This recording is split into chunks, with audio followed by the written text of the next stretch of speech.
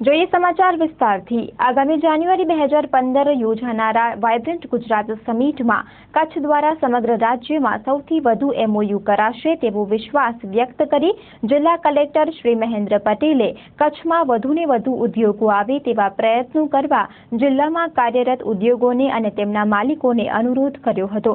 ભુજ ખાતે કલેક્ટર કચેરીના સભાખંડમાં આગામી સમિટને ધ્યાનમાં લઈ કચ્છના ઉદ્યોગોની ઝીણામાં ઝીણી બાબતોને આવરી લેવા તેમજ નવા આંગતુક ઉદ્યોગોને માર્ગદર્શન મળે તે માટે તૈયાર થનારી કોફી ટેબલ બુક અને ઓડિયો વિઝ્યુઅલ માટે જિલ્લાના ઉદ્યોગોનો સહકાર મેળવવા બોલાવાયેલી ખાસ બેઠકને અનુરોધ કરતા કહ્યું હતું કે કચ્છને ઔદ્યોગિક ક્ષેત્રે આગળ લઈ જવા જિલ્લા વહીવટી તંત્ર કટિબદ્ધ છે અને કચ્છને ફ્રેન્ડલી ઇન્ડસ્ટ્રીઝ ડિસ્ટ્રિક્ટ બનાવવા માટે તમામ પ્રયત્નો કરાશે। તેમણે કહ્યું હતું કે આગામી 8મી ડિસેમ્બરના ગાંધીધામ ખાતે ચેમ્બર ઓફ કોમર્સના ઉપક્રમે રોડ શો યોજાશે, જેમાં દરેકને સહભાગી થવા તેમણે અનુરોધ કર્યો હતો। આ તબક્કે તેમણે કોફી ટેબલ બુકમાં કચ્છ જિલ્લાના તમામ ઉદ્યોગોના પ્રશ્નો અને તેમની સમસ્યાના નિરાકરણને વાચા આપવામાં આવે તેવા પ્રયત્નો શરૂ કરવામાં આવ્યા છે।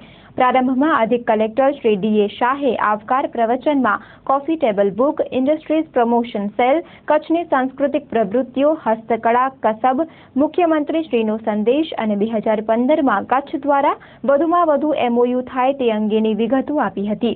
વાઇબ્રન્ટ સમિટ માટે ખાસ નિયુક્ત નોડલ ઓફિસર શ્રી ઇન્દ્રજીતસિંહ વાડાએ હાઇલાઇટ્સ પૂરક વિગતો આપતા આભાર દર્શન કર્યું હતું। આ બેઠકમાં ફોકિયાના managing director Shri Nimishbhai Phadke vibrant Gujarat માટે તૈયાર થનાર કોફી ટેબલ બુક અને ઓડિયો વિઝ્યુઅલ માટે સહકાર આપવા દરેક ઉદ્યોગ ગૃહોને અનુરોધ કર્યો હતો।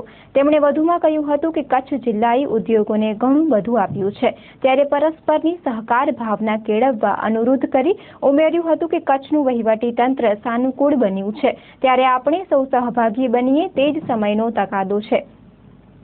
આ બેઠકમાં જિંદાલ, કચ્છ સ્ટીલ, આર્ચિયન, આશાપુરા, અદાણીના પ્રતિનિધિઓ તથા તલક્ષીભાઈ નંદુ, શ્રી સિંઘ, શ્રી હરેશભાઈ સાધુ, શ્રી S.K. સોની ઉદ્યોગ ગૃહોના પ્રતિનિધિઓ મોટી સંખ્યામાં ઉપસ્થિત રહ્યા હતા।